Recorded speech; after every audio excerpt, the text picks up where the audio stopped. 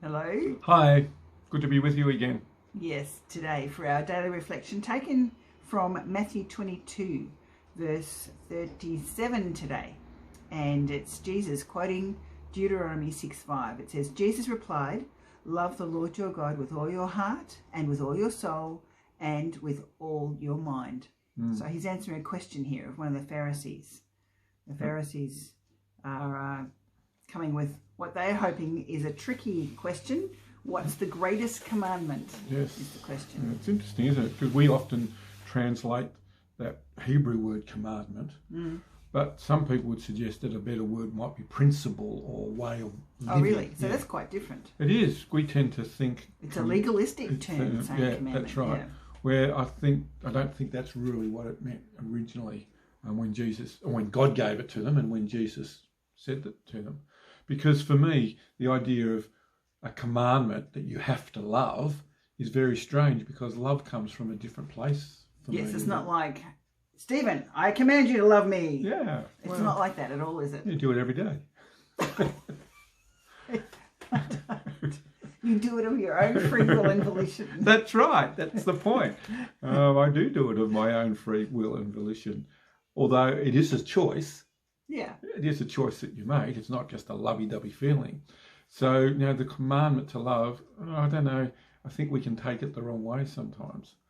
But really it's talking about that a desire, a choice to acknowledge God and to live your life on the basis of who God is and the way he calls us to live. And, that's very different. I'm going to sneeze.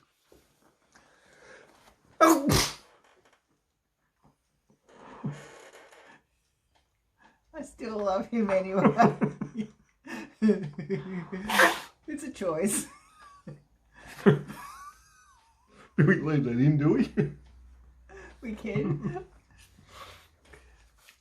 Oh, I didn't do it in a very COVID way, did I? No, that's all right. With family. Just with me, yeah. So where were we? Talking about Jesus and how loving the Lord your God with all your heart, soul, mind and strength isn't really a command in the way that we sometimes see it. Think of a command, no. Which I think is an all-encompassing way of doing life, actually. It's not just something that I think, oh, maybe I'll do that tomorrow, maybe not the next day. And it's got that feeling, when we chose to love each other and chose to get married, basically we chose to do life together. And so, that makes commitment and all the rest of it. So love is not just the feeling we have when we feel good about each other. Love is what we do as we live our lives with each other. I think you're right. This is the all-encompassing nature of this, isn't it? Is that we are doing life with God. Yeah. And that means everything. God's not an addition to our lives, but God is all of what we do. And we consider everything we do in the context of our relationship with God, as we do as people who are married, do everything in the context. Yeah. And that was true, when our kids were growing up. It's not like we had daily devotions or prayer times or anything like that. But we did talk about God in everything we did.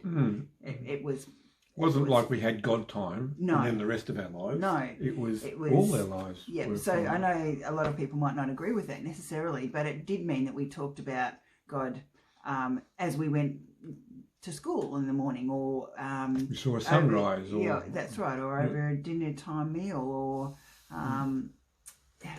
explaining why it was important to get dressed every day. Like, there's all sorts of different reasons why we just used or were aware of God in those everyday situations. So it was just so much of that part of our lives.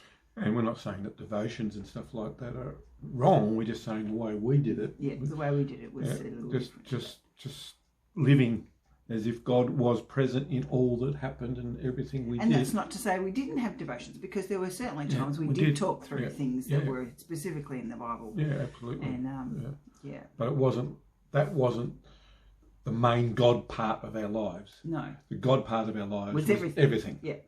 And I think that's what I think Jesus is, or God's trying to get to when it says, love the Lord your God with all your heart, soul, mind and strength, with all your lifestyle, with all your living, with all your thinking. Just let it permeate everything that's part of what you do. And that's what God wants to live with us that way, because he loves us. Yeah, it's a two-way thing, really, isn't it? Yep. Yep. Yeah. Bye.